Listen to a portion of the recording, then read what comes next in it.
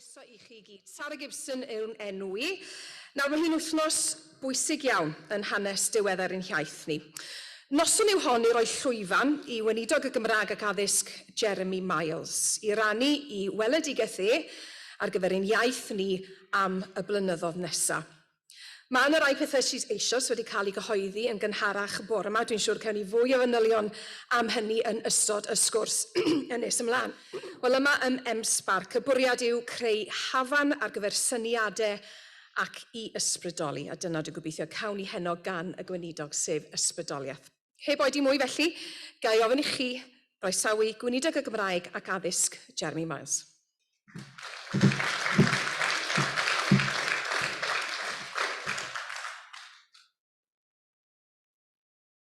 Wel, diolch yn fawr iawn I chi. A diolch I M-Sparc am gynnal y noson yma heno. Mae'n le ffantastig I ymgynnull. Llawer ohoni falle ddim wedi ymgynnull am gyfnod gyda phobl eraill, felly yn gret I allu wneud hynny mewn lle mor odidog. Wel, 60 mlynedd yn ôl, i'r wythnos hon, cafodd Caredigion y Gymraeg I hysgwyd wrth I Saunders Lewis draddodi un o ddarlithoedd pwysicaf yn hiaith ni. Sôn ydw I wrth gwrs am tynged yr iaith nath danio dychymyg am genedlaethau. Ti'n dal I wneud hynny hefyd. A deuddydd cyn y ddarlith iconig na cafodd ysgrifennydd Gwladol Cymru ar y pryd, Jim Griffiths, I gyfweld ar gyfer raglen i'r BBC, gafodd I ddarlledu yn ddiweddarach ac yn y cyfweliad dywedodd prif broblem Cymru heddi yw achub yr iaith. Rwy'n credu mai dyma'r brif broblem dros y 10 i'r 20 mlynedd nesaf. Tynged yr iaith, meddai Saunders Lewis, achub yr iaith, meddai Jim Griffiths. Beth yw'r gair fydden ni'n defnyddio heno union 60 mlynedd yn ddiweddarach. Ond hyn ni wedi dal yn tir, ni'n dal yn tir, ac ynghyd-destun y ffaith fod yr heriau i'r Gymraeg wedi dwysau dros y 60 mlynedd diwetha, mae hynny'n rhywbeth I fod yn falch ohono fe wrth gwrs. Ond ein nod yw gwneud cynnydd sylweddol gweitha'r heriau hynny. A dyn ni heb lwyddo I wneud hynny eto. 19% o bobl Cymru sy'n medru'r Gymraeg a ffigurau cyfrifiad 2021 ar ei ffordd cyn hir. Beth bynnag fydd canlyniadau'r cyfrifiad ymhen ychydig, mae yna gyfle gwirioneddol I weithredu ac mae yna dipyn o waith o'n blaenau ni. Bydd rhaid I ni wneud rhai newidiadau dewr a chael sgyrsiau gonest. Cefnogi'n gilydd I lwyddo a pheidio bod ofn wneud pethau anodd. Mae'n bwysig edrych ymlaen a dyna hoffwn I wneud heno. Edrych ar lle rydyn ni heddi ac edrych at y dyfodol wrth I mi geisio cyflwyno fy ngweledigaeth bersonol I. Ac mae gyda ni gyd yn yr ystafell hon a rhai sy'n gwrando o bell, gyfle gwirioneddol I ddylanwadu ar lwybr ein iaith at y dyfodol. Oedd Saunders Lewis fel dwi heno yn anerch I gynulleidfa ychydig cyn cyhoeddi canlyniadau cyfrifiad am y Gymraeg. Cyn bo hir felly, byddwn ni'n gwybod faint o bobl Cymru wedodd I bod nhw'n medru'r iaith yn 2021. Byddwn ni'n gwybod ble rydyn ni o ran ein taith at filiwn o siaradwyr. Yn 1962, roedd Saunders yn rhagweld y bydden nhw'n sioc ac yn siom. Rydyn ni'n gobeithio nad hynny fydd yn profiad ni eleni.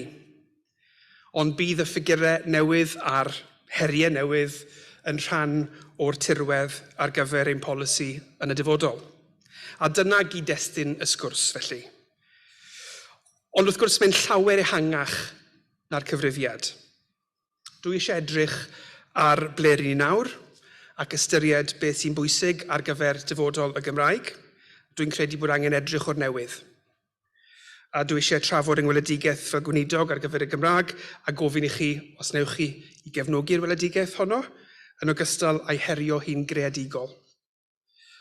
Os gyfynnwn ni'r cwestiwn a ydyn ni wedi bod yn canolbwyntio ar y pethau cywir, dwi eisiau dadle bod pethau allai wneud gwahaniaeth sydd heb eto cael digon o bwyslais. Ac wrth ofyn I chi gefnogi'r weledigaeth, dwi hefyd eisiau'n herio ni gyd, os hoffwch chi, i ofyn sut gallwn ni sicrhau bod pawb yn rhan o'r sgwrs, nid jyst y rai ohono ni sydd â diddordeb mewn polisi iaith, mor bwysig yw'r drafodaeth honno, wrth gwrs. A'r rhan o'r weledigaeth na yw pwysleisio, bod rhai pethau'n gweithio'n dda, bod rhaid i ni ar y cyfan newid y ffordd i ni'n gweithio, newid y pethau ni'n neud, a newid ein syniad ni o pwy sydd ar rhan i'w chwarae yn hyn i gyd. Newid. Beth sydd angen i newid? Wel, os ydy'r byd wedi newid dros y 60 mlynedd diwetha, mae e wedi traws newid dros y 2 flynedd diwetha. Rydyn ni i gyd wedi gorfod newid sut ni'n gweithio.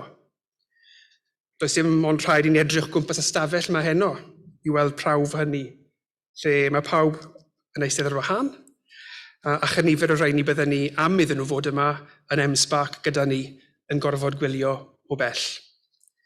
Mae cyd-destun yn gwaith ni i gyd wedi newid. Covid-19, Brexit, y cynnydd mewnfudo dros y pandemig a chyn hynny. Felly rydyn ni angen deall beth sydd wedi digwydd i ni yn sgil hyn i gyd. Nawr, nôl at y ni yma. Pwy yw ni? Un peth sy'n sicr, mwy na jyst ni yn Llywodraeth Cymru sydd â fi dan sylw. Mae'r Gymraeg yn perthyn i ni gyd. Felly mae gan bawb gyfraniad i'w wneud i ddiogelu dyfodol ffyniannus iddi hi. A dyma dwi'n olygu pan wy'n dweud bod y Gymraeg yn perthyn i ni gyd. Mae'n golygu pawb sydd yn byw yn y cymunedau Cymraeg sydd yn ffynnu, y cymunedau twf hynny lle mae potensial iddi dyfu. Mae'r iaith yn perthyn i bobl sydd eisiau dysgu hi. Dewch, ymunwch hynny. Byddwch chi'n agor y drws i fyd newydd, gyda ffrindiau newydd, cyfleoedd newydd, a diwylliant unigryw. Mae'n golygu estyn croeso nôl i bobl di'r Gymraeg ddim wedi bod yn rhan o'i rwtîn y sbel, a rheini sy'n ofni cael eu cywiro. Dwi'n dweud, defnyddiwch ba Gymraeg bynnag sydd gyda chi ble bynnag cewch chi gyfle. A chredwch fi, dim siŵr beth a Cymraeg perffaith. Ond yn fwy na'r pethau hollol amlwg na, dweud y gwir, mae'n golygu bod mwy o sefydliadau ac arweinwyr cyhoeddus yn gorfod cymryd cyfrifoldeb am Cymraeg 2050. Felly, pan dwi'n dweud bod y Gymraeg yn perthyn i ni, dwi'n golygu ni fel pobl Cymru, nid jyst ni sy'n treulio amser yn trafod polisi iaith, ni fel un gwasanaeth cyhoeddus, nid jyst ni fel Llywodraeth Cymru. A mae'n mynd tu hwnt i greu hawliau ac yn wir tu hwnt i greu siaradwyr, mor holl bwysig yw'r ddau beth na. Dwi'n golygu bod rhaid i ni gyd gymryd rhan mwyn gwneud yn siŵr bod y Gymraeg yma ar gyfer y cenedlaethau sydd yn dod ar ein holau ni. Felly dyna'r ddadl rwy am i gwneud. Ac o ystyried le i ni heddi wrth edrych tua'r dyfodol, mae yna lot fawr o bethau positif eisoes gyda ni i'w ddathlu. Mae mwyafrif yn gwlad ni, 86% o oedolion Cymru, yn cytuno bod y Gymraeg yn rhywbeth i ymfalchio ynddi hi. Mae nifer yr oedolion sy'n dysgu Cymraeg yr ucha erioed. Mae tair deddiaeth di bod. Mae sianel deledu Gymraeg dyn ni, mae gwasanaethau Cymraeg rhif o gleith ar gael, ac mae'r Gymraeg wedi hawlio lle yn y byd digidol. A hyn ar ôl i ni hen basio dechrau'r 11 ganrif ar 20. Yr adeg sonio Saunders Lewis y byddai terfyn ar y Gymraeg yn iaith fyw. Felly mae rhyw fath o dro ar fyd wedi bod ers tynged yr iaith, nôl yn 1962, pwy fydde di meddwl y byddai cymaint wedi newid, y byddai gyda ni'n senedd ein hunan, y byddai gyda ni yn Gweinidog ein hunan dros y Gymraeg. Mae'n talu ni gofio bod un iaith yn marw bob pythefnos ar hyn o bryd. Pwy fydde di meddwl bod y Gymraeg wedi tynnu'n groes i dueddiadau byd-eang a goroesi? Dwi am fod yn onest gyda chi. Dyw'r newidiadau mawr yma ddim i gyd wedi digwydd oherwydd gwaith llywodraethol yn unig. Felly bod rai ohonych chi'n synnu clywed hynny. Fe allwn ni fynd ymhellach a dweud bod llawer ohonyn nhw wedi digwydd gwaetha llywodraethau y dydd dros y degawdau. Ac mae'n dyled ni yn fawr i bob un nath ymgyrchu, a protestio, a gwirfoddoli, a dylanwadu, mwyn i ni fod yn y lle i ni heddi. Fydden ni ddim i gyd yma heblaw amdanyn nhw. Mae rai ohonoch chi yn ystafell hon heno ac rai'n gwylio. Diolch i bob un ohonoch chi. Mae llwyddiant chi yn rhan anatod o lwyddiant y Gymraeg. Ond dyw llwyddiant y gorffennol ddim yn golygu'n anorfod y bydd llwyddiant yn y dyfodol. Ydy'r agweddau cadarnhaol, welwn ni, y niferoedd uchel o ddysgwyr a gwasanaethau Cymraeg yn ddigon ynddyn nhw hunain? Nag ydyn. Mae'n rhaid ni fynd lot dyfnach na hynny. Mae gyda ni 100,000 yn llai yn siarad Cymraeg erbyn hyn nag oedd adeg traddodi tynged yr iaith. Mae'r fro Gymraeg, cadarnleoedd y Gymraeg wedi disgyn o ran canran siaradwyr. Mae problem gyda ni o ran ailgartrefi yn yr ardaloedd yna. Mae allfudo pobl ifanc yn broblem.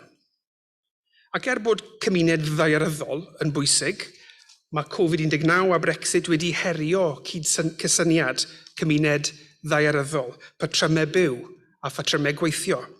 Maen nhw wedi newid y tirwedd rydyn ni'n gweithio ynddo fe. A mae rhaid i ni ymateb i'r datblygiadau yma.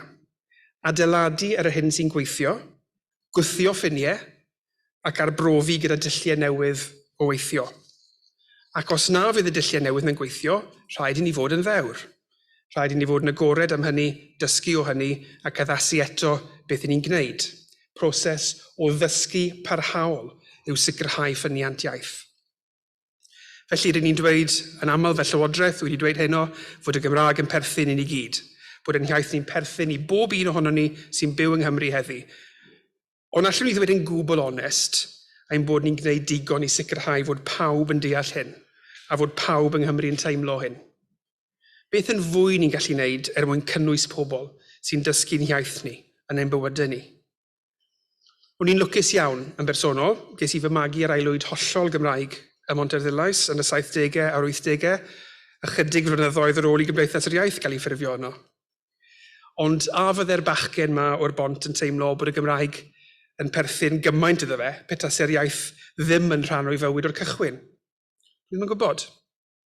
Dwi yn gwybod bod hi'n hynod ddiolchgar i fy mam a'n nhad am rannu'r Gymraeg gyda fi. Sawl un o'n ffrindiau ddim wedi cael y Gymraeg yn y cartre bod yr iaith gan ei rieni. A fydde'r bachgen yma o'r bont yr un mor debygol o siarad Cymraeg pe bain cael ei eni heddi? Falle ddim. Felly mae rhaid taclo hynny ac ar sail tystiolaeth gadarn. Mae'r Gymraeg yn perthyn i ni gyd. I fi mae'n fwy na pherthyn. Mae'n fwy na siarad. Mae'n rhywbeth dwi'n ei deimlo. Dyna pwy ydw i. Ac un o'r cwestiynau anodd sydd gyda fi yw sut mae cael rhagor o bobl i deimlo fel dwi'n ei deimlo. Fel rydyn ni gyd yn teimlo. Rhywbeth falle at y sgwrs wedyn. Ac wrth i ni sôn fod yr iaith yn perthyn i ni gyd, a bod gan bawb gyfraniad i'w wneud, mae hyn yn ein gorfodi falle i wynebu canfyddiad arall. Efallai fod yna demtasiwn naturiol i feddwl fod ffawd yr iaith yn ganlyniad i weithgaredd sefydliadol, bod yn llywodraeth, yn ysgolion, neu'n fentre iaith efallai. Ond rhan yn unig o'r darlun yw hyn, beth am i ni ofyn hefyd, beth yn fwy allwn ni wneud yn hunain? Beth gallwn ni fel unigolion, pob un ohono ni, sy'n caru'r Gymraeg i gyfrannu'n wahanol ar ôl heno? Does dim amheuaeth fod yr her yn enfawr a bod sefyllfa'r Gymraeg o le i le yn wahanol iawn. Ein cyfroldeb ni yw i gwarchod hi a'i chefnogi hi ym mhob ran o Gymru. Nawr, yn wleidyddol, rwy'n amlwg yn llafurwr, ond rwy'n gydweithredwr hefyd. Dwi'n un sy'n credu yn fawr bod hi'n bwysig cefnogi pobl i gymryd rheolaeth o'i bywydau i'r graddau eitha posib, drwy feithrin dyheadau, cynyddu sgiliau a sicrhau mynediad hafal at gyfleoedd ag ati. Ac felly hefyd ym maes iaith, rydyn ni am rymuso pobl i wneud mwy dros nhw hunain, ac nid jyst darparu gweithgareddau ar eu cyfer nhw. Dyna pam hefyd ni'n bwriadu creu mwy o fudiadau cydweithredol, cooperatives, lle bydd pobl yn gallu gweithio a defnyddio eu Cymraeg heb rwystrau, gofodau uniaeth fel mae rhai yn ei galw nhw. A defnyddio iaith sy'n bwysica. Mae 2 nod yn strategaeth Cymraeg 2050. Mae'r nod cyntaf o gyrraedd miliwn o siaradwyr wedi gafael yn nychymig y cyhoedd yn fwy falle na'r ail nod o ddyblu defnydd dyddiol o'r iaith. Ac mae'r pwyslais naturiol ddigon hyd yn hyn wedi bod yn y nod cyntaf. Ond nawr yw'r amser i roi'r un pwyslais ar yr ail, ar ddefnydd iaith. Dwi ddim am ganolbwyntio ar ddefnydd ar drail dim byd arall, nag e defnydd versus hawliau, lle dwi'n mynd bod. A dwi sicr ddim gytuno gyda'r cyhuddiad mae ambell un wedi'i wneud, yn bod ni'n creu daioliaeth ffug beryglus pan fyddwn ni'n trafod defnydd a darpariaeth neu reoleiddio. Fel dwi'n ailadrodd heno bod popeth dwi'n ei wneud fel Gweinidog y Gymraeg yn mynd i fod yn seiliedig ar gynnal neu gynyddu defnydd o'n iaith ni. Ac mae hynny'n anodd, dwi'n gwybod, ond does dim byd da nad yw'n anodd. Tybed felly, ydyn ni'n trefnu, dylunio ac yn darparu pethau, ambell waith heb edrych ar be fyddai'n helpu'n cyd siaradwyr ddefnyddio'r pethau yna. Mae dylunio gyda defnyddwyr yn ganolog yn gyffredin iawn mewn meysydd eraill, odyn ni'n gwneud hynny ddigon yn y Gymraeg. Ydyn ni'n ofni beth fydd ymateb y defnyddiwr? Odyn ni'n ddigon dewr i fod eisiau newid? Felly, defnydd nid jyst darpariaeth yw fy neges i, a hefyd siarad nid jyst creu sefydliadau. Tybed falle ydyn ni o bryd i'w gilydd yn canolbwyntio gormod ar atebion brics a mortar, neu falle clics a mortar yn y dyddiau diweddar yma, neu wedi gan bod i yma yn emsbac. Yn galw am sefydliadau i hybu ac i hyrwyddo, nag e creu un sefydliad yw'r ateb, ond edrych ar sut ni'n gweithio gyda'n gilydd i greu atebion deallus ar sail tystiolaeth o beth sy'n gweithio.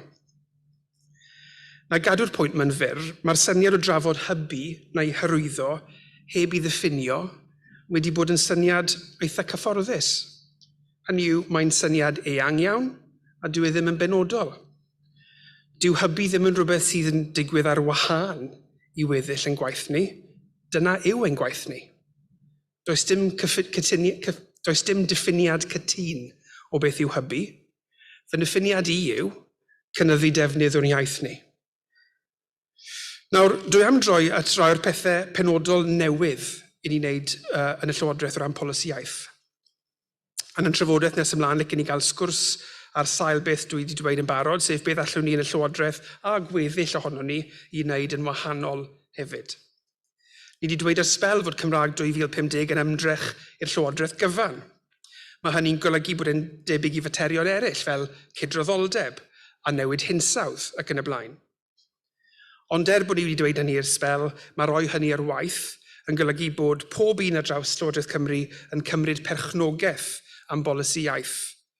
Ac falle mewn rhai mannau mae hynny'n beth newydd.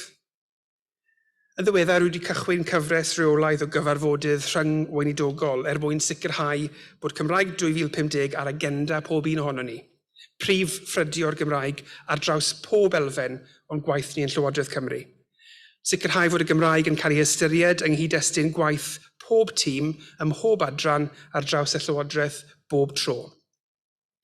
Nawr, ni'n gwybod bod hyn yn mynd i gymryd sbel, ac mae gyda ni enghreifftiau o ble mae adran eraill gyda help fa adran ni eisoes wedi datblygu gwaith da i gynyddu defnydd o'r Gymraeg. Busnes Cymru, Academy Wales, gwaith i daclo problemau ailgartrefi, ein gweinyddiaeth fewnol lle ni'n datgan bydd pob un o'n swyddogion yn Llywodraeth Cymru yn deall Cymraeg erbyn 2050 a lot mwy yn ei siarad. Ac fel model gwahanol, cyfle i adeiladu ar waith arfor yn y Llywodraeth yma fel mae'r cytundeb gyda Phlaid Cymru yn ei ddatgan. Fy mwriad yw bydd lot mwy o bethau polisi pellgyrhaeddol yn deillio o'r cyfarfodydd cabinet yna, a dwi'n pwysleisio'r angen am ystyried y Gymraeg mewn polisi. Ac mae polisi iaith yn llawer mwy na chydymffurfiaeth. Felly byddwn ni'n Llywodraeth Cymru mynd ymhellach na sicrhau bod ni jyst yn cydymffurfio gyda dyletswyddau ieithyddol. Ac mae gan y Llywodraeth eisoes ystod o amcanion polisi uchelgeisiol yn y rhaglen lywodraethu, yn y rhaglen waith dros tymor y Senedd hwn. Ond rwy'n falch hefyd fod y polisi yma yn rhan mor flaenllaw o'r cytundeb cydweithio rhwng Llywodraeth Cymru a Phlaid Cymru nes I sôn amdano fe. Drwy gydweithio strategol mae gwneud cynnydd o ran y Gymraeg, ac mae'r cytundeb yn fy marn i yn enghraifft da o hwnnw, yn cynnwys gwaith ar y meysydd pwysig hynny rwy wedi cyfeirio atyn nhw eisoes, yr argyfwng a gartrefi, yr her economaidd i'r iaith, a llawer mwy. Ond mwy am hynny yn y man. Ac mae gweithio i ddiogelu'r Gymraeg fel iaith gymunedol gyda'r pethau pwysica gallwn ni wneud fel cymuned. Mae beth yw cymuned yn destun lot o drafod academaidd, a fi ddim ar ôl hynny gyd heno, ond mae'r syniad o gymuned wedi newid ers 1962. Bryd ni roedd y chwyldro digidol ymhell diwnt i'r gorwel. Mae technoleg bellach yn galluogi ni siarad gyda ffrindiau ledled y byd fel sy'n rhywun stafell hynny. A dyna wych oedd hynny wrth gwrs i ni gyd yn ystod Covid-19. Ond yw syllu mewn i sgrin ddim cystal â bod wyneb y wyneb y phobl. Siŵr gallwn ni gyd gytuno ar hynny heno. A dyw technoleg ddim yn cymryd lle cymunedau corfforol na daearyddol. Ond dyw cymunedau daearyddol ddim beth roedden nhw chwaith. Cyn y pandemig roedden ni'n teithio i'r gwaith, teithio i siopa. Pryn yw'r rheini ohono ni sydd just yn byw yn ein milltir sgwar, yn gorfforol na'n dechnegol. Ac mae beth yw natur y Gymraeg ledled Cymru yn amrywio. Dyw beth sy'n gweithio ymlaen y Ffestiniog ddim o reidrwydd yn mynd i weithio ym Menllech neu ymlaen Rhondda. Felly byddwch chi'n gweld ffocws daearyddol newydd yn ein gwaith ni o hyn allan. Ac mwyn osgoi unrhyw amheuaeth, dwi ddim yn sôn am greu geltacht, bod gyda ni wersi i'w dysgu o'r Iwerddon. Ond falle ystyried rhai ardaloedd o sensitifrwydd ieithyddol arbennig. Allwn ni ddim defnyddio'r un approach ledled Cymru yn ddiwahân. Rwy'n ymgynghori ar hyn o bryd ar y syniad yma o ardaloedd o sensitifrwydd ieithyddol, fel rhan o'r cynllun cymunedau tai Cymraeg. Ac mae'n gyfle i chi gyd dweud eich dweud, gnewch yn siŵr eich bod chi'n gwneud hynny. Rydyn ni moyn clywed gan bob un ohonoch chi. A chyn i ni symud mlaen, cymrwch eiliad nawr i feddwl am eich cymuned chi adre. Meddyliwch amdani yng nghyd-destun y Gymraeg.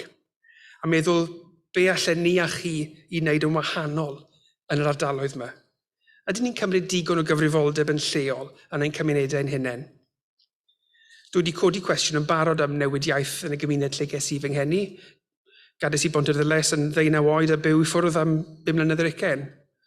A dwi'n angerddol falch o fod ôl yng Nghymru a wrth fy modd yn cael defnyddio cymaint o'n Gymraeg bob dydd yn y gwaith. Ond nath cyfnod neu ffwrdd, wrth gadw cyswllt wrth gwrs gyda fy nheulu am ffrindiau, rhoi cyfle I edrych mewn ffordd gwahanol ar ambell beth a gweld y gymuned ges i'n hodi yn newid. Mae cymuned Gymraeg gref yno o hyd, fy nheulu wrth gwrs yn byw yno. Dyw'r gymuned ddim just mor gryf I iaith a dwi'n I chofio pan o'n i'n blentyn. A dwi'n gwybod bod yr un peth am lot o'r resymau yn digwydd mewn llefydd eraill. Dwi'n gwybod hefyd eich bod chi mewn rhannau o Sir Fôn, le ni heno yn profi pethau tebyg. A dyna pam ni'n mynd I wneud lot o waith ar hyn. Un o'r pethau cyntaf ni am weithredu arno fe pan ddys i'n weinidog oedd hyn. Dwi wedi gweithredu'n barod o ran cymunedau Cymraeg, ym maes ailgartrefi, o ran ehangu addysg Gymraeg a dysgu'r iaith. O ran y cyntaf benodol, dwi eisiau sôn am beth mae'n cynllun tai cymunedau Cymraeg yn mynd i'r afel ag e. Dwi'n gwybod bod yna alwadau I ni weithio'n gyflym ar y cynllun yma, ond ambell waith mae rhaid I ni rhoi sicrwydd I ni bod ni'n cael yr effaith I ni moyn i'r camau yma I cael. Treialu ambell waith yw'r peth iawn I wneud mwyn gweithredu hyd yn oed yn fwy. Yn y lle cyntaf, a dwi wedi cyfeirio at hyn yn barod, mae cyfle I ni gefnogi pobl I greu mentre cymdeithasol neu gymunedol. Enghraifft, helpu pobl leol yn ariannol ac yn ymarferol I brynu tafarn leol neu swyddfa bost ac yn y blaen, a'i troi nhw yn lefydd ni'n gallu defnyddio'n Cymraeg ynddyn nhw, rhoi'r pŵer i'r gymuned. Bydden nhw hefyd yn llefydd sy'n creu incwm i'r gymuned, yn llefydd I bobl gael blas ar yr iaith, yn llefydd i'r gymuned ddod ynghyd yn y Gymraeg. Neu falle sefydlu busnes gwyliau cydweithredol, lle mae'r elw yn mynd nôl i'r ardal. Mae rhain yn enghreifftiau o be mae'r rhain I alw yn ofodau uniaeth. A dwi'n sôn am ofodau o'r fath wrth ymateb I argyfwng Covid-19, nôl y mis Gorffennaf y llynedd. Maen nhw'n holl bwysig. a chael ein harwen gan bobl leol sydd yn bwysig fan hyn, gan eu reality nhw. Cael ein harwen gan beth sy'n dda i'n iaith fyddwn ni, gan realiti'r sefyllfa ieithyddol. A wneud yn siŵr fel ni bod tai a bod datblygu economaidd a'r Gymraeg yn gweithio mewn cytgord. A gweithio i wneud yn siŵr bod cartrefi bobl yn yr ardal gaethon nhw'n magu ynddi ar gael am bris maen nhw'n gallu fforddio. Ac mae sawl peth arall hefyd fel rhan o'r cynllun i ni'n ymgynghori arno fe, fel llys genhadon diwylliannol, fydd yn gweithio i sicrhau bod pobl yn gwybod bod yr iaith yn bodoli, pa mor bwysig mae hi, a beth yw ei chyfraniad hi i ddiwylliant a threftadaeth ardal, i bethau fel amddiffyn ein henwau lleol. Wy'n edrych ymlaen at glywed eich ymatebion chi i'r cynigion fel gallwn ni yn y Llywodraeth yn cydweithio gyda Phlaid Cymru gymryd y camau nesaf yng ngoleuni beth mae'n cymunedau ni yn dweud wrthon ni. A sôn am lefydd gwahanol, dewch dy fi ar ymweliad bach cyflym at ein cefndryd Celtaidd ar Alban ac Iwerddon, a sôn am peth gwaith sy'n cael ei wneud yno. Ond ydych chi wedi clywed am lyfr o'r enw The Gaelic Crisis in the Vernacular Community? Mae'r casgliadau'n taro'n rhywun yn galed, rhaid dweud. Dwi'n meddwl bod angen rhywbeth tebyg falle yma yng Nghymru. Mae peth o'r hyn mae'r tîm ymchwil ni ddweud yn codi mwy o gwestiynau i fi. Mae ddeiwch yr iaith academaidd, ond dwi'n credu bod angen i ni edrych ar hyn yng nghyd-destun ein iaith ni hefyd.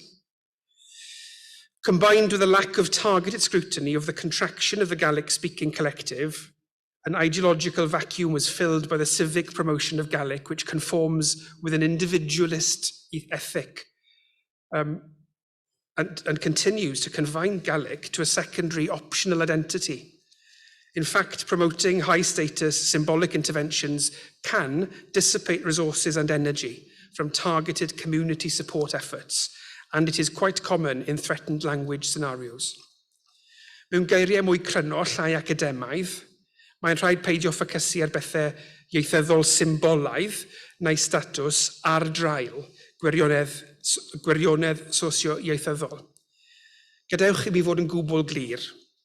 Os y'n ni'n methu a chadw'n cymunedau Cymraeg, mae'n y risg i'r Gymraeg droi i mewn i beth ddwedodd un sylwebydd am y Wyddeleg, sef y bydd hi'n iaith hobi ailradd. Bydd mi fydd pobl yn ei dysgu, ond falle ddim yn ei defnyddio mewn ffordd ystyrlon neu o gwbl. Byddai'n talu i ni fod yn wyliadwrus o sefyllfa'r Wyddeleg. Ond wrth gwrs, seliedig ar waith gath i wneud yn yr Alban ac Iwerddon oedd y pethau dwi'n newydd i trafod, siawns o'r pethau'n fwy gobeithiol yng Nghymru felly, ydyn wrth gwrs. Ond mae'r cyfle i ni a'r uchelgais i ni yn fwy hefyd. Mae angen i ni wybod beth yw cyflwr yn cymunedau Cymraeg ni. Ydy mae'n dyheadau ni ar gyfer ein iaith ni yn uchelgeisiol, ond byddai'n gwreiddio'r dyheadau hynny mewn reality, yn reality'r bywydau'r pobl sy'n defnyddio'n iaith ni, yn reality'r anawsterau ni'n gorfod i wynebu. Wedi dweud droion heno, a'r Gymraeg yn perthyn i ni gyd. Dwi am greu Cymru lle mae pawb yn rhan o'r ateb i gefnogi a chryfhau'n iaith. Mae adnabod a chefnogi ardaloedd lle mae'r Gymraeg ar gynnydd yn ganolog i'r weledigaeth.